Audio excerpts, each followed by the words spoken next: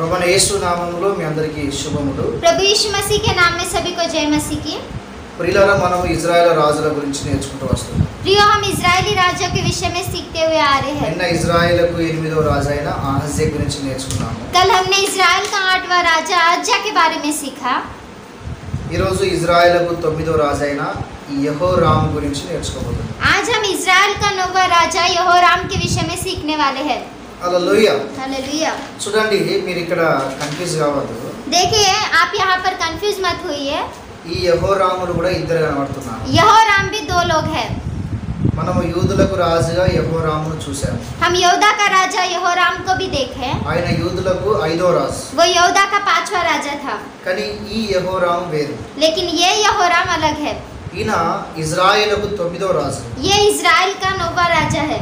మనము ఒక వాక్యం చదువుకుందాము। हम एक वचन पढ़ेंगे। 2వ రాజుల గ్రంథము दूसरा राजा 3వ అధ్యాయము 3रा अध्याय 1వ వచనం నుంచి 27 వచనాలు, पहले वचन से 27 वचन तक। అదే విధంగా उसी प्रकार से 2వ రాజుల గ్రంథము दूसरा राजा 5వ అధ్యాయం 5वां अध्याय 58వ వచనం, 58 वचन। అదే విధంగా उसी प्रकार से 2వ రాజుల గ్రంథము दूसरा राजा 6వ అధ్యాయం 6वां अध्याय 24వ వచనం నుంచి 24 वचन से 2వ రాజుల గ్రంథము दूसरा राजा 7వ అధ్యాయం 7वां अध्याय 20వ వచనం, 20 वचन। అదే విధంగా उसी प्रकार से 2వ రాజుల గ్రంథము दूसरा राजा 9వ అధ్యాయం 9वां अध्याय 14వ వచనం నుంచి 14 वचन से 24వ వచనం దాకా। 24 वचन तक। ఇవన్నీ దేని గురించి రాయబడి ఉంది? ఇవన్నిట్లో ఎవరి గురించి రాయబడి ఉంది అంటే ఈ యొక్క యెహోరాము గురించి రాయబడి ఉంది। इन सारे इसमें किसके बारे में लिखा है कहने से ये यहोराम के बारे में लिखा है। ఈ రెఫరెన్స్లు అన్నీ మనము చక్కగా చదివినట్లయితే యెహోరాము యొక్క జీవితం మనకు కనబడుతుంది। ये सारे रेफरेंस को अगर हम अच्छी रीति से पढ़ने से यहोराम के जीवन को हम यहाँ पर देख सकते हैं। యెహోరాము యొక్క తండ్రి పేరు ఏమిటి అంటే అహాబు। यहोराम के पिता का नाम क्या है कहने से आहाब। తల్లి యెజబేలును మనము చూడగలము। और माता इजबेल को हम देख सकते हैं। ఈయన పరిపాలించిన సంవత్సరం ఆ సమయం ఆలోచన చేస్తే अगर हम इसके राज्यकाल को विचार करने से BC క్రీస్తు పూర్వము BC मसीह के पहले 854వ సంవత్సరం నుంచి 854 साल से 843వ సంవత్సరం వరకు 846 साल तक। హల్లెలూయా। हालेलुया। ఈయన సింహాసనం ఎక్కిన సంవత్సరం లేదు। ये सिंहासन पर चढ़ा हुआ साल नहीं విచిత్రం है। ఏంటిదంటే विचित्र बात क्या है कहने से ఈ ఇజ్రాయేలు రాజులు దగ్గర 20 లేకుంటే 22 మంది రాజులు ఉన్నారు। इजराइल के कम से कम 20 या 22 राजा लोग हैं। ఎవరిది కూడా సింహాసనం ఎక్కిన సంవత్సరం బైబిల్లో రాయబడలేదు। किसी के भी सिंहासन पर चढ़ा हुआ साल बाइबल में लिखा नहीं है। వాళ్ళు ఇన్ని సంవత్సరాలు చేశారు అన్నది మాత్రమే రాయబడింది కానీ इन्होंने इतने साल तक राज्य किया करके लिखा है, लेकिन సింహాసనం ఎక్కిన సంవత్సరం లేదు। सिंहासन पर चढ़ा हुआ साल नहीं है। మీరు ధ్యానం ఉంచిలో లేదో నాకు తెలియదు। आप ध्यान दिए क्या नहीं मुझे नहीं पता। హల్లెలూయా। हालेलुया। ఇక్కడ ఈ యెహోరాము కూడా సింహాసనం ఎక్కిన సంవత్సరం రాయబడలేదు। यहाँ पर यहोराम का भी सिंहासन पर चढ़ा हुआ साल नहीं लिखा है। కానీ ఈయన ఇజ్రాయేలును 12 సంవత్సరాలు పరిపాలించినట్టుగా వాక్యం చదివిస్తుంది। लेकिन ये इजराइल पर 12 वर्ष तक राज्य करता रहा करके वचन में लिखा है। హల్లెలూయా। हालेलुया। దేవుని బిడ్డలారా, ఈయన గురించి మనం ఆలోచన చేస్తే प्रिय परमेश्वर की संतान, अगर हम इसके बारे में विचार करने से యెహోరాము అనగా ఆ పేరుకు అర్థం ఏంటిదంటే యెహోవా మహోన్నతుడు అని అర్థము। यहोराम नाम का अर्थ क्या है कहने से यहोवा महान है। యెహోవా మహోన్నతుడు అని అర్థం। यहोवा महान है इसका अर्थ है। మనందరికి తెలిసిన విషయంగా ఈయన అహాబు కుమారునిగా కనబడుతున్నాడు। हम सभी को पता है ये आहाब का पुत्र है। ఇతని అన్న అయిన అహజ్యా మరణించిన తర్వాత इसका भाई अहज्या मरने के बाद అతని స్థానమును అధిష్ఠించి అతని స్థానంలో రాజు అయినట్టుగా మనం చూస్తున్నాం। उसके स्थान पर ये राजा बना करके हम देख सकते हैं। దేవుడా, షామ్రోనులో 12 సంవత్సరాలు ఇజ్రాయెల్ పరిపాలన చేసినట్టుగా చూస్తున్నాం। प्रिय परमेश्वर की संतान, शोमरोन में ये 12 वर्ष तक राज्य करता रहा करके भी हम देख सकते हैं। అదే విధంగా उसी प्रकार से ఇతనికి 2 పేర్లు ఉన్నాయి। इसे 2 नाम है। ఒకటి యెహోరాము ఉన్నది, पहले तो यहोराम है రెండోది యోరాము అని కూడా ఈయన పిలువబడ్డాడు। और दूसरा योराम करके भी ये बुलाया गया। రెండో రాజుల గ్రంథము दूसरा राजा 1వ అధ్యాయం पहला अध्याय 17వ వచనము, 17 वचन। రెండో రాజుల గ్రంథము दूसरा राजा 3వ అధ్యాయం 3रा अध्याय 1వ వచనం రాయబడింది। पहले वचन में लिखा है ఈయన యోరాము అని కూడా పిలువబడ్డాడు। ये योराम करके भी बुलाया गया। వాక్యం సెలవిస్తున్నది वचन में लिखा है ఇతని తల్లిదండ్రులు ఏ విధంగానైతే దేవునికి విరోధముగా పాపము చేశారో इसके माता पिता जैसे परमेश्वर के विरोध में पाप किए, దేవుణ్ణి ఏ విధంగానైతే పక్కకు పెట్టారో परमेश्वर को जिस रीति से बाजू में रखे, వాక్యం సెలవిస్తున్నది తల్లిదండ్రులు నడిచిన విధముగా ఆ యొక్క దుష్ట నడత ఇతరులు నడుచుకోలేదు అని వాక్యం సెలవిస్తున్నది. माता पिता जैसे बुरी मार्ग पर चलते थे, वो बुरी मार्ग पर ये नहीं चला करके वचन में लिखा है। ఆ విధంగా నడుచుకోలేదట. उस प्रकार से नहीं चला। అంతేకాకుండా उतना ही नहीं, लेकिन తల్లిదండ్రులు ఏ విధంగా ఏవైతే బాయిల దేవతలను విగ్రహాలను చేసి నిలబెట్టారో माता पिता जैसे बाल देवताओं को बनाकर मूर्तियों को खड़ा किए थे, వాటన్నిటి కూడా తీసి పాడివేసినట్టుగా వాక్యం సెలవిస్తుంది. उन सभी को ये निकाल कर फेंक दिया करके वचन में लिखा है। హల్లెలూయా. हालेलुया।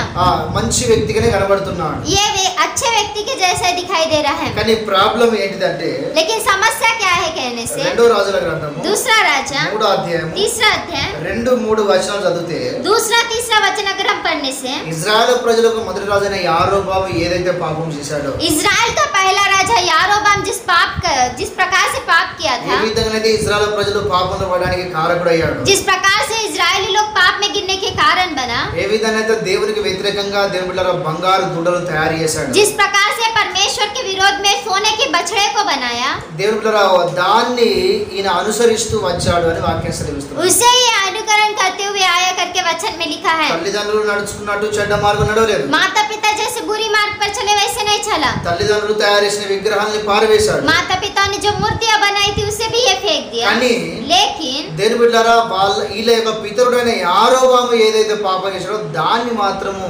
వీళ్ళు అనుసరిస్తూ వచ్చారని ఈ వాక్యం సెలవిస్తున్నది. लेकिन इनका पुरखा जो बछड़े को बनाया था उसे ये अनुकरण करते हुए आया करके वचन में लिखा है। ఇది మనకి ఏం నేర్పిస్తున్నది అంటే तो ये हमें क्या सिखाती है कहने से, శాపము మనకు కనబడుతున్నది. शाप हमें दिखा रही है। ఈ తరతరాలుగా వస్తున్న పితరుల శాపాన్ని ఇది మన జ్ఞాపకం చేస్తున్నది. पीढ़ी पीढ़ी से आने वाली पुरखाओं के शाप को हम यहाँ पर देख सकते हैं। చూడండి మన పితరులు చేసిన తప్పు చూడండి వీరి యొక్క పితరులు చేసిన తప్పు ఏదైతే పాపం ఉన్నదో అది తరతరాలుగా ఎలా ప్రజలను పీడిస్తుందో ఎలా ప్రజల్ని పాపం నడిపిస్తుందో ఇక్కడ మనకు కనబడుతున్నది. देखिए इनके पुरखा लोग जैसे पाप किए वो आते आते पीढ़ी पीढ़ी में कैसे लोगों को पाप में गिरा रही है यहाँ पर दिख रहा है। కనుక దేవుని బిడ్డలారా మనము మన పిల్లల పిల్లలు వీళ్ళందరూ ఆశీర్వాదకరంగా ఉండాలి అంటే ఫస్ట్ ఆఫ్ ఆల్ మనం పాపంలో పడకుండా మనల్ని మనం దేవుని చిత్తానికి సమర్పించుకొని పరిశుద్ధంగా మనల్ని కాపాడుకోవాలి. हम हमारे बच्चे या उनके बच्चे भी अच्छे रहने चाहिए कहने से हम पहले पाप में नहीं गिरते हुए अपने आप को बचा कर रख के चलना चाहिए। చాలా జాగ్రత్త కలిగి మనం జీవించాలి. बहुत ही सावधान के साथ हमें जीना है। ఒక వాక్యం చదువుకుందాం. एक वचन पढ़ेंगे, కీర్తనల గ్రంథము भजन संहिता 78వ అధ్యాయం 78 78 अध्याय కీర్తనముల గ్రంథము भजन संहिता 78వ అధ్యాయం 78 अध्याय 4వ వచనం నుంచి 8 వచనాలు మనం చదువుకుందాం. 4 वचन से 8 वचन हम पढ़ेंगे। ఇక్కడ రాయబడి ఉంది, यहाँ पर लिखा है, యెహోవా స్తోత్రార్హ కిరీలను ఆయన బలమును ఆయన చేసిన ఆశ్చర్య కార్యములను దాచకుండా దాన్ని ఎరుగునట్లును వారు లేచి తమ పిల్లలకు దాన్ని వివరించినట్లు మీరును దేవుని అందు నిరీక్షణ గలవారై దేవుని క్రియలను మరవకయుండి మన పితరులు తమ పుత్రులకు దాన్ని తెలుపవలని వారికి ఆజ్ఞాపించెను అని రాయబడింది. यहाँ पर लिखा है, उन्हें हम उनकी संतान से गुप्त न रखेंगे परंतु होनहार पीढ़ी से लोगों से और यहोवा का गुणानुवाद और उसकी सामर्थ और आश्चर्य कर्मों का वर्णन करेंगे। उसने तो याकूब में एक चितौनी ठहराई और इज़राइल में एक व्यवस्था चलाई जिसके विषय उसने हमारे पुरखाओं को आज्ञा दी कि तुम उन्हें अपने अपने बाल बच्चों को बताना कि आने वाली पीढ़ी के लोग अर्थात जो बच्चे उत्पन्न होने वाले हैं वे उन्हें जाने और अपने अपने बाल बच्चों से उनका बखान करने में उगत हो, जिससे वे परमेश्वर का भरोसा रखें और परमेश्वर के बड़े कामों को भूल न जाए परंतु उसकी आज्ञा का पालन करते रहे और अपने पितरों के समान न हो, क्योंकि उस पीढ़ी के लोग तो हठीले और झगड़ालू थे और उन्होंने अपना मन स्थिर न किया था और न उनकी आत्मा परमेश्वर की ओर से सच्ची रही। దేవునికి స్తోత్రం. Hallelujah hallelujah hallelujah. हालेलुया। దేవుని బిడ్డలారా, దేవుడు తన కార్యములను మనకు దాచి ఉంచలేదు. प्रिय परमेश्वर की संतान, परमेश्वर अपने कार्यों को हमसे छिपा के नहीं ఆయన रखे। చేసిన ఆశ్చర్యమైన కార్యములు, उन्होंने जो हमारे लिए जो आश्चर्य कर्म किए, ఆయన చేసిన అద్భుతములు, उन्होंने जो हमारे लिए अद्भुत कर्म किए, ఆయన చేసిన త్యాగమును, उन्होंने जो त्याग किया, ఆయన ప్రేమను उनके प्रेम को ఏది కూడా దాచి ఉంచలేదు. किसे भी वो छुपा कर नहीं रखा। దేవుని బిడ్డలారా, వారు తమ పిల్లలకు బోధించవాలని సాక్షార్థంగా జ్ఞాపకం చేస్తూ ఆజ్ఞాపిస్తూ వచ్చాడు. प्रिय परमेश्वर की संतान, वो हम अपने पुत्रों को बताना चाहिए करके याद दिलाते हुए गवाही की तरह हमें रखा। వీళ్ళు ప్రయాణంలో చేస్తుండగా ये यात्रा करते वक्त ప్రతి స్థలంలో కూడా ఒక సాక్ష్యాన్ని పెట్టినట్టుగా మనం చూడగలం. हर स्थान पर एक गवाही को रखे करके हम देख सकते हैं। సాక్ష్యమును పెట్టాడు. गवाही को रखा ఎందుకు అంటే వారి తర్వాత తరము మర్చిపోకూడదు దేవుడు చేసిన మేలు. क्यों कहने से उनकी बात की पीढ़ी परमेश्वर की भलाई को नहीं भूलना चाहिए దేవుడు करके అబ్రహాముకు వాగ్దానం చేశాడు. परमेश्वर ने अब्राहम को वाचा दी, నీ సంతానము నేను కానాను దేశానికి మీ సంతానము ఐగుప్తు దేశంలో బానిసలుగా ఉంటారు అని. तेरे संतान मिस्र देश में गुलामी में रहेंगे करके వారిని నేను అద్భుతమైన కార్యములు జరిగించి అక్కడి నుంచి విడిపిస్తాను. उन्हें मैं अद्भुत कार्य करके वहां से छुड़ाऊंगा। దేవుళ్ళారా, దేవుడు చెప్పినట్టుగా प्रिय परमेश्वर की संतान, परमेश्वर ने जैसा बताया, దేవుడు చెప్పినట్టుగా परमेश्वर ने जैसा बताया, దేవుళ్ళారా, ఇజ్రాయెలును గొప్ప శక్తి, దేవుని యొక్క శక్తిని దేవుడు ప్రకటించుకొని ఆ యొక్క ఐగుప్తు నుంచి విడిపించినట్టుగా మనం చూడగలం. प्रिय परमेश्वर की संतान, इजरायली लोगों को एक अद्भुत शक्ति के द्वारा उस मिस्र देश से परमेश्वर ने छुड़ाया करके हम देख सकते हैं। ఐగుప్తుకు మోషేను అహరోను వాడుకున్నాడు. ఐగుప్తులో मिस्र में परमेश्वर ने मूसा और हारून को इस्तेमाल किया। ఐగుప్తు యొక్క బానిసత్వం నుంచి దేవుడు వాళ్ళని విడిపించాడు. मिस्र के गुलामी से परमेश्वर ने उन्हें छुड़ाया, ఎర్ర సముద్రమును దాటించాడు. लाल समुद्र को पार कराया, మారాని దేవుడు మధురంగా మార్చాడు. मारा नदी को परमेश्वर ने मीठा किया, పగలు మేఘస్తంభము, రాత్రి అగ్ని స్తంభముగా వాళ్ళకు ముందు నడిచాడు. दिन में बादल का खंभा और रात में अग्नि के खंभे की तरह उन्हें चलाया। దేవుని బిడ్డలారా, అరణ్యంలో వారితో నడిచినట్టుగా మనం చూడగలం. प्रिय परमेश्वर की संतान, जंगल में उनके साथ चलता था करके हम देख सकते हैं। వారికి వారి భోజనం నిమిత్తం ఆకాశం నుంచి వారికి మన్నాను కురిపించాడు. उन्हें खाने के लिए परमेश्वर ने आकाश से मन्ना गिराया, వారి దాహము తీర్చడానికి బండ నుంచి నీళ్ళనిచ్చాడు. వాళ్ళకి उनकी प्यास बुझाने के लिए परमेश्वर ने चट्टान में से पानी दिया, వాళ్ళ మీదకి యుద్ధానికి వచ్చిన శత్రులందరి మీద వాళ్ళకి జయమునిచ్చాడు దేవుడు. उनके ऊपर जो शत्रु उनके ऊपर युद्ध के लिए आए थे उन पर जय दिया। హల్లెలూయా. హల్లెలూయా. నాయకులను నియమించాడు. न्यायियों को तैयार किया, హల్లెలూయా. హల్లెలూయా. అదే విధంగా రాజులను నియమించాడు. उसी प्रकार से राजाओं को नियुक्त किया, దేవుని సందేశాన్ని వాళ్ళకు ప్రకటించడానికి ప్రవక్తలను పంపించాడు. परमेश्वर के संदेश को बताने के लिए भविष्यवक्ताओं को भेजा। కానీ రాజులు అందరూ కలిసి దేవుని బిడ్డలారా, రాజ్య ప్రజలందరూ కూడా ఇంత గొప్ప మేలు చేసిన ఆ దేవుణ్ణి మర్చి విగ్రహాల వైపు తిరుగుతున్నారు. लेकिन ये सारे राज्य के लोग क्या कर रहे करने से इतने अद्भुत परमेश्वर के भलाई को भूलकर मूर्तियों की ओर जा रहे हैं। ఈ రాజులు, ये राजा लोग ఈ రాజ్యంలో ఉన్న ప్రజలు, और इस राज्य के लोग దేవుడు తన శక్తిని ప్రకటించుకొని परमेश्वर ने अपने शक्ति को दिखाकर ఐగుప్తు బానిసత్వం నుంచి విడిపించి मिस्र के गुलामी से छुड़ाकर, చూడండి, అనేకమైన మేలు, అనేకమైన అద్భుతాలు, సూచన క్రియలు జరిగించి देखिए अनेक भलाई और अनेक अद्भुत कार्य और गवाही को दिखाते हुए వారికి తోడుగా ఉండి దేవుడు నడిపిస్తే उनके साथ रहकर परमेश्वर चलाने से ఆయన చేసిన మేలు మర్చి उन्होंने की हुए भलाई को भूलकर, కంప్లీట్ గా దేవుణ్ణే మర్చిపోయి पूरी रीति से परमेश्वर को भूलकर విగ్రహాల వైపు తిరగడం ఎంత అన్యాయం కావచ్చు. मूर्तियों के ओर फिरना कितनी अन्याय की बात होगी, ఇది ఎంత పాపము కావచ్చు. ये कितना पाप होगा। దేవుని బిడ్డలారా, ఇది అన్యాయం కాదంటారా? प्रिय परमेश्वर की संतान, ये अन्याय नहीं है, ఇది పాపము కాదంటారా? ये पाप नहीं है। దేవుని బిడ్డలారా, ఈ శిక్ష రమ్మంటే రాదా ప్రజల మీదకి? तो प्रिय परमेश्वर की संतान, शिक्षा नहीं आना चाहिए करने से नहीं आएगी क्या? ప్రజలు దేవుణ్ణి మర్చిపోయారు. लोग तो परमेश्वर को भूल गए, దేవుడు యేసున మేలను మర్చిపోయారు. परमेश्वर की भलाई को भूल गए, సత్యం అనేది ప్రజల్లో లేదు. सच्चाई लोगों के अंदर नहीं है, పరిశుద్ధత లేదు. पवित्रता नहीं है, దేవుని భయం లేదు. परमेश्वर का भय नहीं है, ఆత్మీయమైన జీవితం లేదు. आत्मिक जीवन भी नहीं है। దేవుని బిడ్డలారా, దేవుణ్ణి సంపూర్తిగా మర్చిపోయి प्रिय परमेश्वर की संतान, परमेश्वर को ही भूलकर అన్యాయముగా నామకార్థంగా ఈ లోకంలో చాలా మంది నడుచుకుంటున్నారు. अन्याय के साथ, नाम धराई के साथ इस संसार में बहुत से लोग जी रहे ఇది हैं। పాపము కాదంటారా మరి? ये पाप नहीं है फिर? దేవుని బిడ్డలారా, प्रिय परमेश्वर की संतान, నిజంగా ఇక్కడ మనము ఈ యొక్క యెహోరామును మనం ఆలోచన చేస్తే सचमुच यहाँ पर अगर हम यहोराम को विचार करने से, మొదటిగా ఆయన తల్లిదండ్రులు నడిచిన చెడు మార్గం నడవలేదన్నట్టుగానే ఉన్నది. पहले तो ये अपने माता पिता जैसे बुरी मार्ग पर चलते थे वैसे नहीं चला करके लिखा है, తల్లిదండ్రులు చేసిన విగ్రహాలని పారవేసినట్టు కూడా రాయబడి और ఉంది. माता पिताओं की मूर्तियों को भी फेंक दिया करके लिखा है। కానీ వాళ్ళ పితరుడైన యొక్క యారోబాము చేసిన పాపం మాత్రం విడవక అదే పాపము చేస్తూ వచ్చాడు అని వాక్యం సెలవిస్తుంది. लेकिन उनके पुरखा यारोबाम ने जो पाप किया उसी पाप में चलते हुए आ रहा था करके लिखा है। మనము వీటి విషయంలో జాగ్రత్త ఉండాలి. हमें इसके विषय में सावधान रहना चाहिए। ప్రభుని అడగాలి, ప్రభువా మా పితరులకు శాపము నుంచి పాపం నుంచి మమ్మల్ని విడిపించండి. प्रभु को कहना है कि प्रभु हमारे पुरखाओं के पाप और शाप से हमें छुड़ाइए। తండ్రి నీకు స్తోత్రాలు, మాకు విడుదల కలుగజేయండి पिता तुझे धन्यवाद हो, हमें छुटकारा दीजिए। అని ప్రార్థన చేయాలి. ऐसे करके हमें प्रार्थना करना దేవుడు है। తప్పకుండా తన కృపనిస్తాడు. परमेश्वर सचमुच अपने अनुग्रह को हमें అదే देगा। విధంగా उसी प्रकार से రాబోతున్న తరానికి आने वाले पीढ़ी के लिए మనం ఆశీర్వాదకరంగా ఉండాలి. हम आशीषित रहना चाहिए। వాళ్ళ పిల్లలు ఆశీర్వదించబడాలి. हम उनके बच्चे भी आशीषित रहना ఆ चाहिए। విధంగా మనం దేవునిలో భయభక్తులుగా జీవించాలి. उस प्रकार से हम परमेश्वर के ऊपर भय और भक्ति के साथ जीना चाहिए। ఈ విధంగా ఈ యొక్క యెహోరాము యొక్క రాజ్య పరిపాలన ముందుకు నడుస్తున్నది. इस प्रकार से यहोराम का राज्य आगे चल रहा है। రెండవదిగా మనం ఆలోచన చేస్తే दूसरी बात को अगर हम विचार करने से దేవుని బిడ్డలారా ఆయన యుద్ధము చేయడానికి వెళ్తున్నాడు. प्रिय परमेश्वर की संतान ये युद्ध करने के लिए जा रहा है। మోయాబు రాజైన मोयाब का राजा మేష అనే ఒక వ్యక్తి మీద యుద్ధం చేయడానికి వెళ్తున్నాడు. मेशा करके एक व्यक्ति के ऊपर युद्ध के लिए जा रहा అంటే है।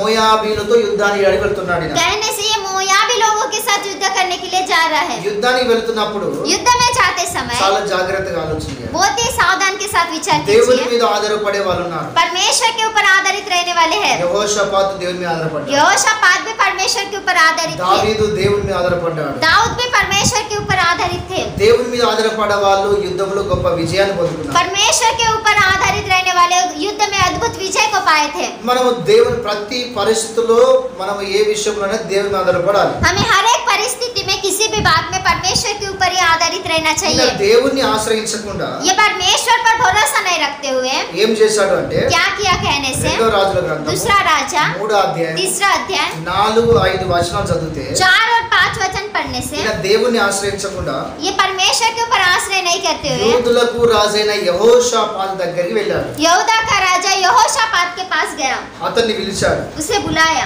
రెండోది दूसरी बात ఏదోమీలకు రాజును కూడా పిలుచుకున్నాడు. एदोमी का राजा को भी बुलाया। ఇప్పుడు ఇజ్రాయెలకు రాజు యెహోరాము, इजराइल का राजा यहोराम, యూదులకు రాజు యెహోషాపాతు, यहूदा का राजा यहोशापात ఏదోమీలకు ఒక రాజు. और एदोमी का भी एक राजा। వీళ్ళు ముగ్గురు కూడా కలిసి ये तीनों लोग भी मिलकर మోయాబీలతో యుద్ధం చేయడానికి వెళ్తున్నారు. मोयाबी लोगों के साथ युद्ध करने के लिए जा रहे हैं। ముగ్గురు కలిసి యుద్ధానికి వెళ్తున్నారు. तीनों लोग मिलकर युद्ध के लिए जा रहे हैं। హల్లెలూయా. हालेलुया। వీళ్ళు యుద్ధానికి వెళుతూ ये युद्ध पर जाते हुए ఆ మోయాబీల యొక్క సైన్యం మీద దండెత్తి వారితో యుద్ధం చేయడానికి వెళ్తున్నారు. मोयाबी लोगों के ऊपर तलवार लेकर युद्ध के लिए जा रहे हैं। మృత సముద్రమును దాటిల్లు. मृतक समुद्र को पार किए। దక్షిణ ప్రాంతమును సమీపించినప్పుడు दक्षिण प्रांत को जब ये उनके पास पहुंचे, వీరి సైన్యమునకు త్రాగడానికి నీళ్లు దొరకడం లేదు. इनके सेना को पीने के लिए पानी नहीं मिल रहा है। నీళ్లు దొరకడం లేదు. पानी नहीं मिल रहा అప్పుడు है। ఏం జరిగింది అంటే तब क्या हुआ कहने से ఈ ముగ్గురు రాజులు కూడా ఎవరిని ఆహ్వానించలేదు. ये तीनों राजा ने किसी को नहीं बुलाया, కానీ దేవుని బిడ్డలారా వీరి వెనక నాట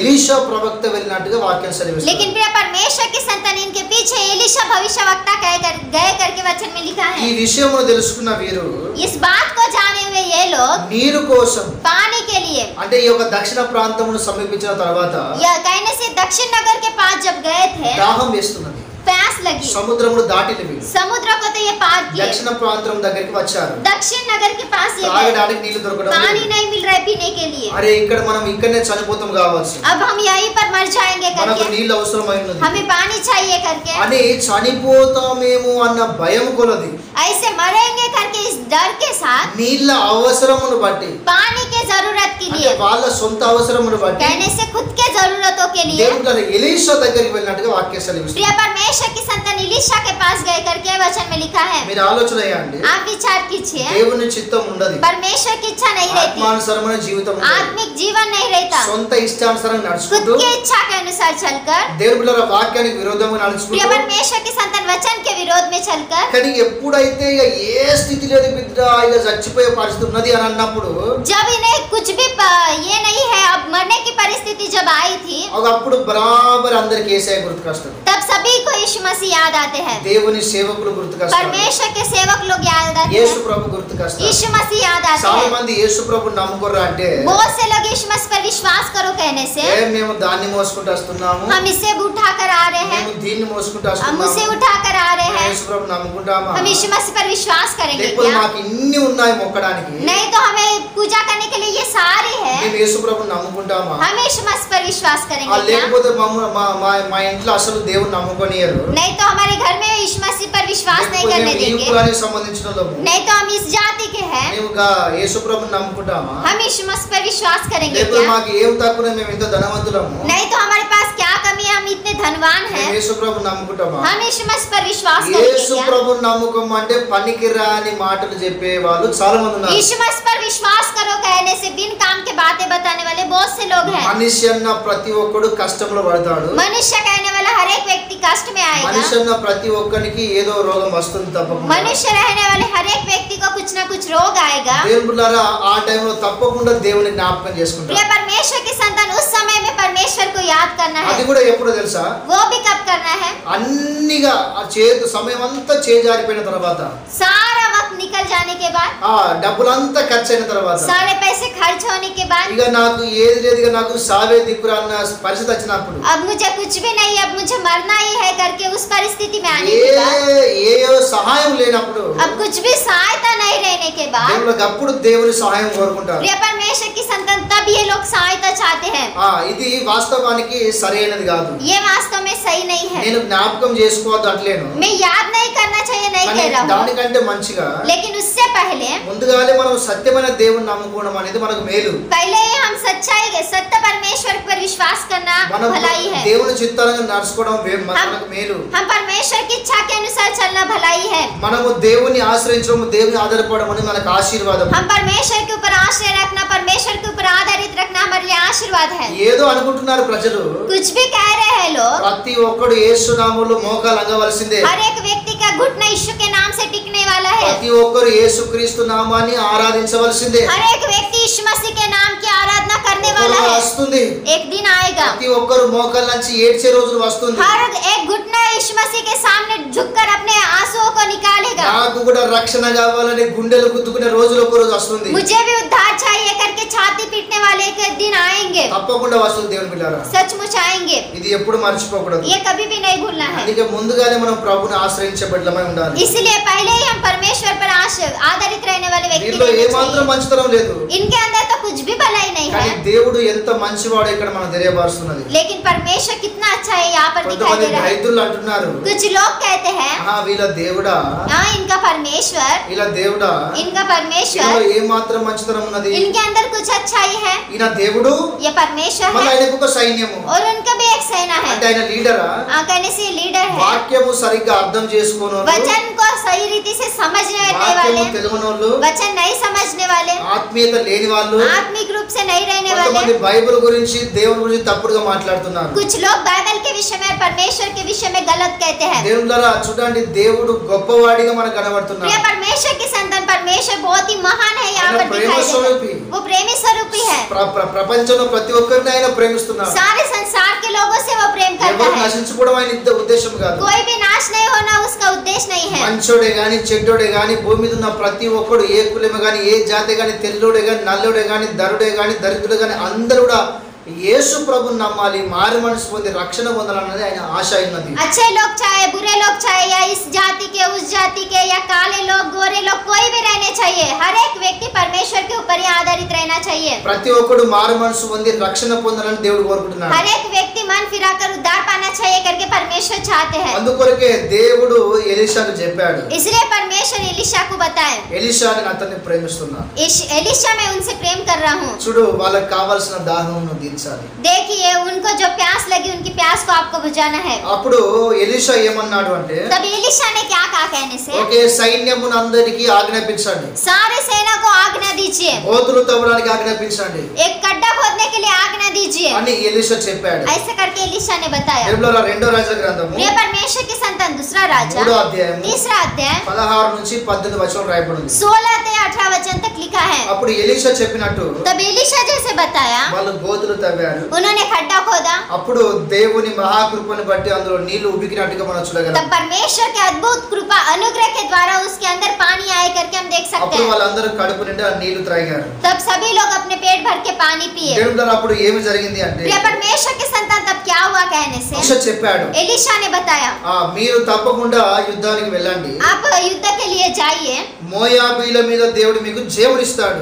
मोयाब के लोगों के ऊपर आपको परमेश्वर विजय అంటే देंगे। వాళ్ళను కృంగదీయకుండా तो कहने से उन्हें नीचा नहीं करने के लिए దేవుడు వాళ్ళని ఎంకరేజ్ చేస్తున్నాడు. परमेश्वर उन्हें एनकरेज कर रहे हैं, వాళ్ళను బలపరుస్తున్నాడు. उन्हें बल को दे रहा మీరు है। వెళ్ళి యుద్ధం చేయండి, आप जाके युद्ध कीजिए, దేవుడు మీకు సహాయం చేస్తాడు. परमेश्वर आपकी सहायता వాళ్ళ करेगा, మీద యుద్ధము వాళ్ళ మీద జయమును మీకు ఇస్తాడు అని परमेश्वर చెప్పాడు. उनके ऊपर आपको जय देगा करके उसने बताया। దేవుని బిడ్డలారా, మన దేవుడు ఉన్నవాడు అనువాడు అని వాక్యం प्रिय సెలవిస్తున్నాడు. परमेश्वर की संतान हमारा परमेश्वर है और रहने वाला करके लिखा है। అంటే సైన్యములకు అధిపతి యెహోవా అని దానికి అర్థం వస్తున్నది. तो कहने से सेनाओं का महान परमेश्वर यहोवा है करके उसका अर्थ है। ఆయన అరణ్యంలో ఇజ్రాయెల్ ప్రజలకు బండ నుంచి నీళ్ళు ఇచ్చాడు. वो जंगल में इजरायली लोगों को चट्टान में से पानी दिया। ఒకరికి కాదు ఇద్దరు కాదు దేవుని బిడ్డలారా, 6 లక్షల మందికి సరిపడా దాహము తీర్చే నీళ్లను దేవుడు వాళ్ళకి ఇచ్చాడు. एक नहीं दो नहीं 6 लाख लोगों को उनकी प्यास बुझने तक परमेश्वर ने पानी दिया। ఇక్కడ గోతులు తవ్వగా అనేకులు దేవుని బిడ్డలారా నీళ్లు తాగడానికి దేవుడు నీళ్ళు ఇచ్చాడు. यहाँ पर खड्डे खोदने के बाद अनेक लोग पानी पीने इतना परमेश्वर ने पानी दिया।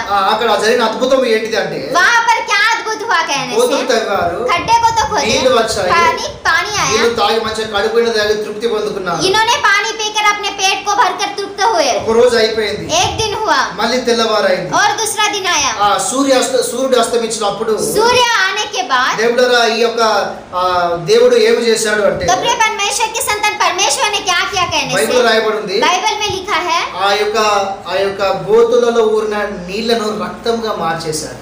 उस गड्ढे में जो पानी बचा था उसे खून की तरह बदल दिया। ఎవరి కొరకు రక్తంగా మార్చాడు అంటే वो किसके लिए लहू की तरह बदला कहने से మోయాబీల కొరకు దాన్ని రక్తంగా మార్చాడు. मोयाबी लोगों के लिए लहू की तरह बदला। చూడండి, ఇజ్రాయెల్ ప్రజలు ఎర్ర సముద్రం దాటడానికి సముద్రం 2 పాయలు చేశాడు. देखिए इजरायली लोग लाल समुद्र पार करने के लिए परमेश्वर ने 2 भाग कर दिए। ఇజ్రాయెల్ ప్రజలు బయటికి వచ్చారు, इजराइल लोग बाहर आए, వెనక ఐగుప్తులు వస్తున్నారు. पीछे मिस्र लोग आ रहे हैं। 2 భాగాలైన సముద్రంలో 2 भाग में हुआ समुद्र, మళ్ళీ ఒకటి చేశాడు. फिर एक हुआ। అప్పుడు ఏమైంది, तब क्या हुआ, ఈ యొక్క ఐగుప్తులు అందరూ మునిగిపోయి చచ్చిపోయారు. ये मिस्र के लोग उनमें डूबकर मर गए। హల్లెలూయా. हालेलुया। ఇప్పుడు ఇక్కడ కూడా ఏం జరిగిందంటే तो यहाँ पर भी क्या हुआ ఇజ్రాయెల్ कहने से ప్రజలు కడుపు నిండా నీళ్లు త్రాగడానికి ఏమో గోతులను తవ్వగా నీళ్లు పుట్టించాడు, మంచి నీళ్లు. इजरायली लोग पानी पीने के लिए खड्डे खोदने के बाद अच्छे पानी को परमेश्वर ने दिया। ఒక రోజు అయిపోయింది, एक दिन हुआ, తెల్లారింది, दूसरा दिन आया, సూర్యాస్తమించినప్పుడు सूर्य निकला, మోయాబీల కొరకట मोयाब लोगों के लिए అదే నీళ్లను రక్తంగా మార్చాడని వాక్యం उसी సెలవిస్తుంది. पानी को लहू की तरह बदला करके वचन में लिखा है। హల్లెలూయా. हालेलुया। ఇక్కడ ఏం రాయ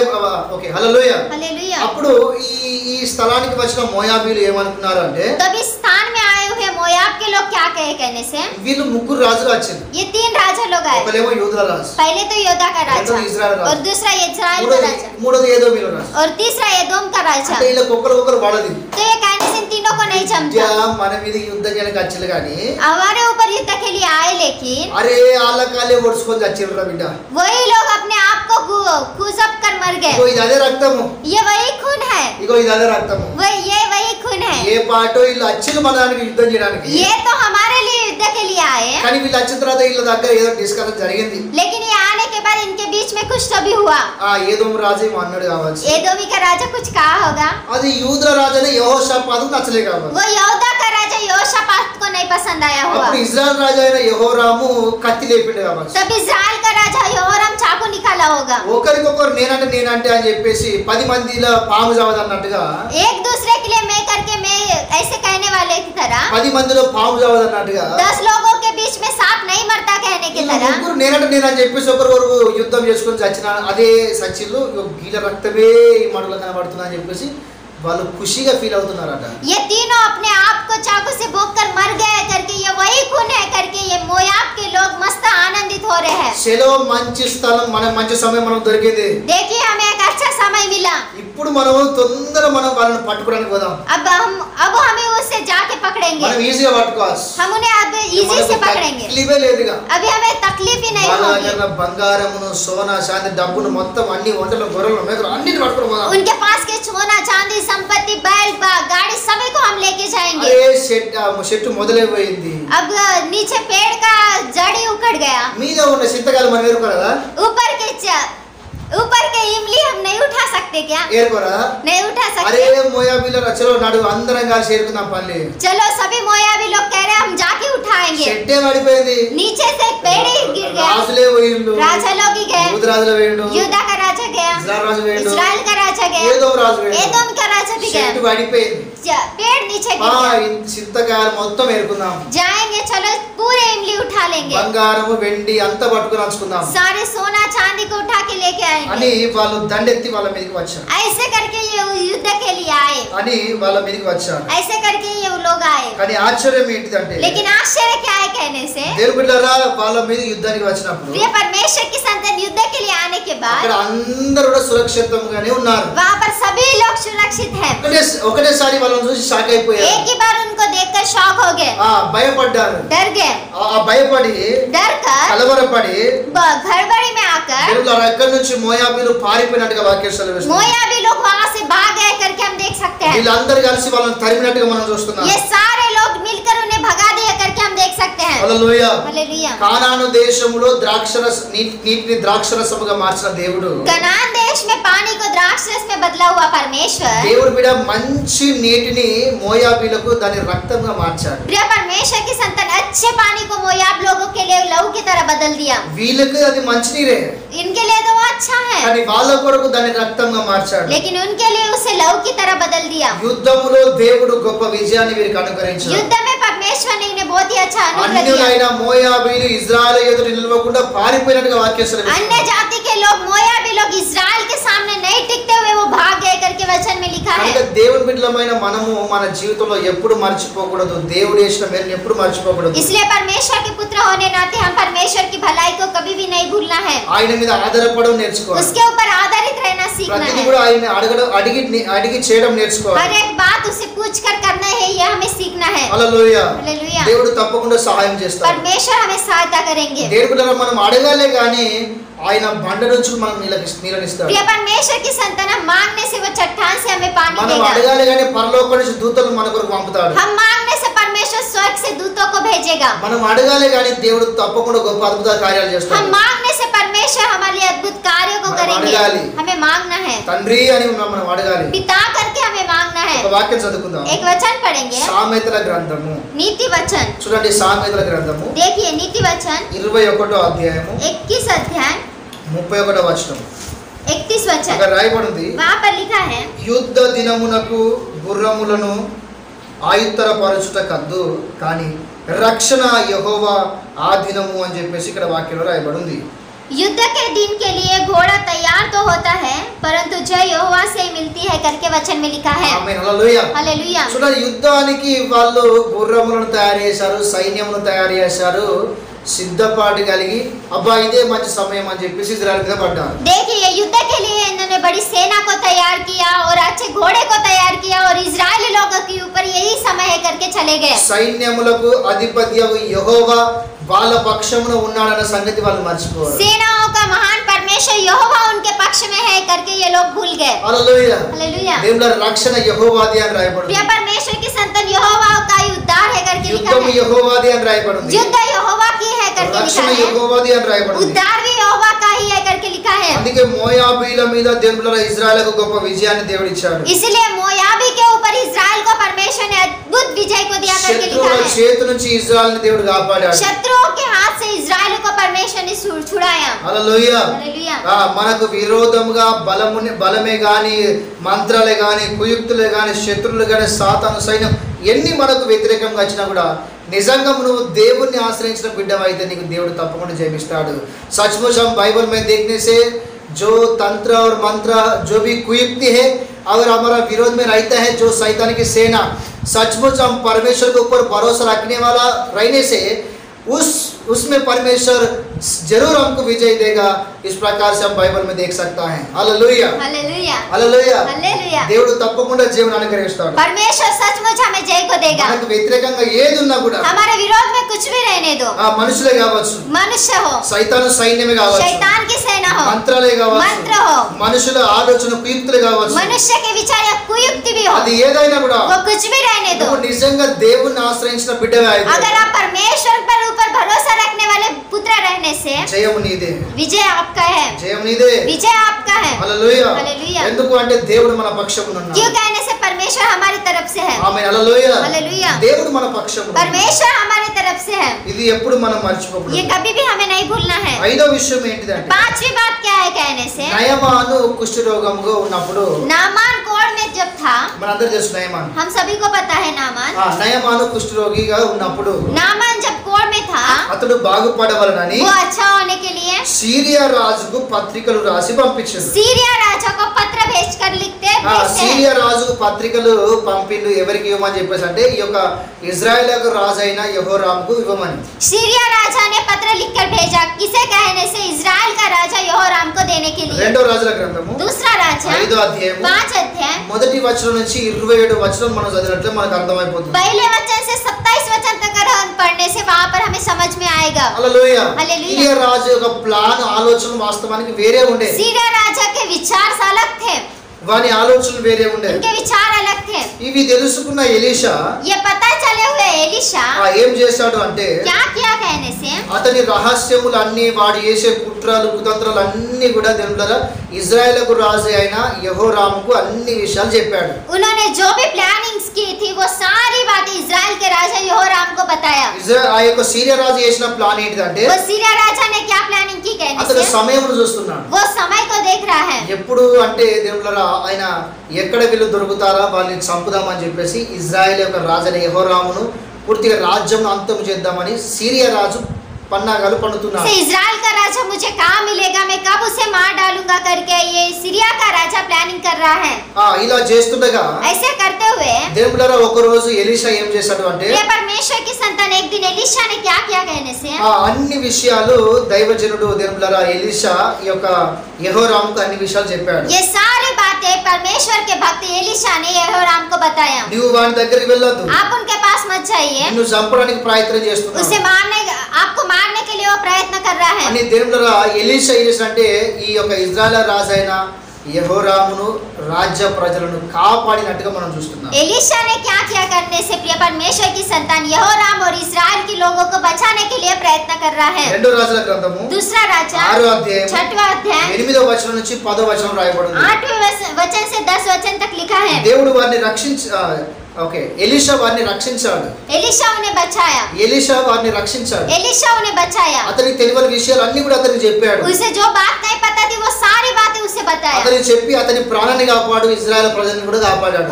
ऐसे बताते हुए उसके प्राण को और इजरायली लोगों के प्राण को भी इसने बचाया। కానీ ఒక రోజు ఏమైంది అంటే लेकिन एक दिन क्या हुआ कहने से, దేవుడు చేసిన మేళ్లను యెహోరాము మర్చిపోయాడు। परमेश्वर ने की हुई भलाई को यहोराम भूल गया। దైవజనుడైన ప్రవక్త అయిన ఎలీషా మేలు కూడా మర్చిపోయాడు। परमेश्वर के भक्त एलिशा के भी इसने भलाई को भूल गया। ఈ ఇజ్రాయెల్ రాజ్యంలో ఏదైతే కీడు వస్తున్నదో, इजराइल राज्य में जो भी बातें आ रही है, ఏదైతే కీడు వస్తున్నదో जो भी बातें आ रही है, ఆ కీడు ఎలీషాను బట్టే వస్తున్నది। वो सारी समस्या एलिशा के द्वारा ही आ रही है। ఈ కీడు అంతటి కూడా కారణం ఎలీషాయే అని చెప్పేసి ये सारी समस्या का कारण एलिशा ही है करके దేవుని బిడ్డలారా ఈ యొక్క ఎలీషాను చంపుదామని ప్రయత్నాలు చేసినట్టుగా వాక్యం చదివిస్తుంది। प्रिय परमेश्वर की संतान एलिशा को मारने के लिए प्रयत्न कर रहा था करके वचन में लिखा है। ఈ యొక్క సిరియా రాజైన బెన్హెదెదు దండెత్తి ఇజ్రాయెల్ మీదకి వచ్చినప్పుడు ये सीरिया का राजा बेनेदोत जब युद्ध के लिए आया था, ఇప్పుడు ఏదైతే కరువు వచ్చిందో जो भी महंगाई आई అది थी ఎలీషా ద్వారానే వచ్చింది।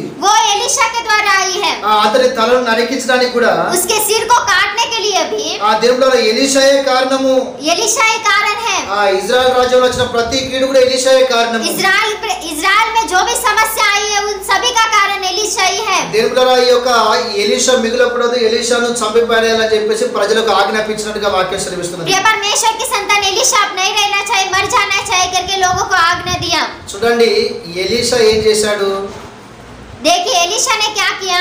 రాజైన యెహోరాము మరణించకుండా అతని జీవితంను కాపాడాడు. राजा यहोराम नहीं मरते हुए इसके जीवन को बचाया। రాజ్యంలోని ఇజ్రాయెల్ ప్రజలందరూ కూడా నాశనం కాకుండా బ్రతికించారు. राज्य को और इजरायली लोगों को नाश नहीं करते हुए इसने बचाया। యుద్ధానికి వెళ్ళినప్పుడు వీళ్ళు నీరు దొరకకుండా సాగు బ్రతుకుల్లో ఉంటే వీళ్ళకు దేవుళ్ళరా ప్రార్థన చేసి నీళ్లు పుట్టించి వాళ్ళని తాగించి బ్రతికించాడు. ये जब युद्ध के लिए गए थे उन्हें पानी नहीं मिला, ये मरने की परिस्थिति में आने के बाद एलीशा प्रार्थना करके उन्हें पानी पिलाया। జీవముగల దేవుని మాటలను ఒక ప్రవక్తగా వాళ్ళకు ఉన్నట్టుగా బోధించాడు. जीवित परमेश्वर की बातों को एक भविष्यवक्ता होने के नाते जैसा है वैसे बताया। इन्नी మేలు వీరికి చేస్తే इतने भलाई उनके करने के बाद भी सारी भलाई को भूलकर అగో దేశంలో వచ్చిన కీడుకు అయినే కారణం అని చెప్పేసి देखिए देश में जो समस्या है उसका वही कारण है సొంత करके ఆలోచన खुद के विचार చెడు ఆలోచన చేసి बुरे विचार करके మంచి వ్యక్తి మీద చెడు ఆలోచన చేసి अच्छे व्यक्ति के ऊपर बुरे विचार करके అతన్ని చంపుదామని ప్రయత్నం उसे చేశారు. मारने के लिए प्रयत्न किया। ఒకసారి ఆలోచన చేయండి. एक बार विचार कीजिए। దేవుళ్ళరా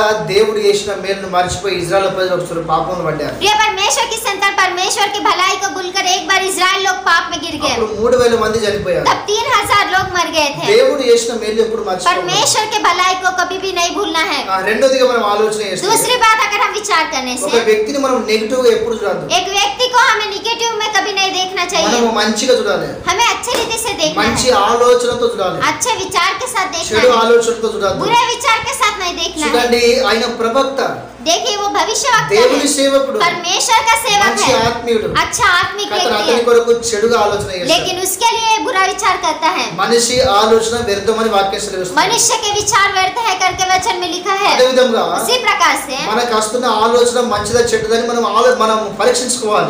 हमें जो विचार आ रहे वो अच्छे है या बुरे है वो हमें परखना चाहिए। దేని ప్రాణములు కాపాడిన ఎలీషాను దేవుళ్ళరా ప్రాణము తీయాలని చెప్పేసి దుష్టుడైన యెహోరాము ప్లాన్ చేస్తున్నట్టుగా మనం చూస్తున్నాం. इनके प्राण को बचाने वाला एलीशा के प्राण को ये दुष्ट यहोराम इनके प्राण को निकालने के लिए प्रयत्न कर रहा है। ఈ విధముగా इस प्रकार से దేవుని కాపుదల పోగొట్టుకున్నాడు. परमेश्वर की रक्षा को खो दिए, సేవకుని యొక్క ప్రార్థన సహాయం కూడా పోగొట్టుకున్నాడు. सेवक लोगों की प्रार्थना और सहायता को भी ये खो दिया। హల్లెలూయా. हालेलुया। ఇంతకుముందు దేవుని కాపుదల ఉండే, इससे पहले परमेश्वर की रक्षा थी, సేవకుని ప్రార్థన సహాయం ఉండే. सेवक लोगों की प्रार्थना और सहायता थी। అంతే కదా, ఎలీషా ప్రార్థన చేస్తేనే కదా వాళ్ళకు నీళ్లు దొరికింది. इतना ही है ना, एलीशा जब प्रार्थना किया तभी उन्हें पानी मिला। ఇప్పుడు సేవకుని ప్రార్థన సహాయం లేదు, तब से अब तो सेवक की प्रार्थना नहीं, सहायता भी नहीं है దేవుని యొక్క కాపుదల లేదు. और परमेश्वर की रक्षा भी नहीं है। ఇప్పుడు ఏం జరిగింది అంటే अब क्या हुआ कहने से सीरिया రాజైన హజాయేలు యుద్ధం చేయడానికి వచ్చాడు. सीरिया का राजा हजाएल युद्ध के लिए आया। యుద్ధం చేయడానికి వచ్చినప్పుడు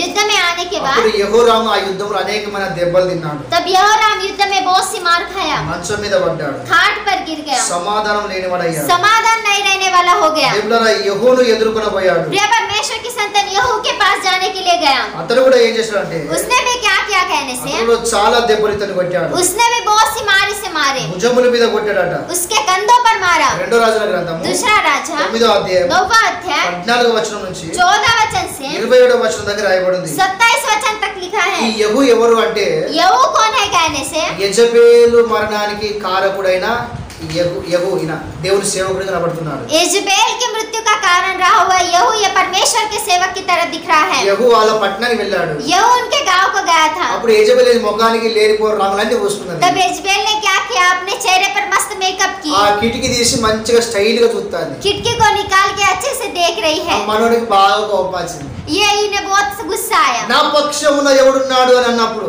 मेरे तरफ से कौन है कहने के बाद మేమున్నాం ప్రభు అని చెప్పేసి అక్కడ 3-4 చేతులు లేపారు. तो उस छत पर से 4-5 लोग कहते हैं हम आपकी तरफ से ఆ हैं। దుష్ట స్త్రీనైన యెజబెల్ అక్కడి నుంచి దొబ్బేయాలి అన్నప్పుడు उस दुष्ट स्त्री इजबेल को वहां से गिरा दीजिए कहने వాళ్ళు के అక్కడి నుంచి बाद దొబ్బేశారు. उन्होंने वहां से దీని गिराया, నుంచి పడి చచ్చింది. ऊपर से गिरकर मर गए।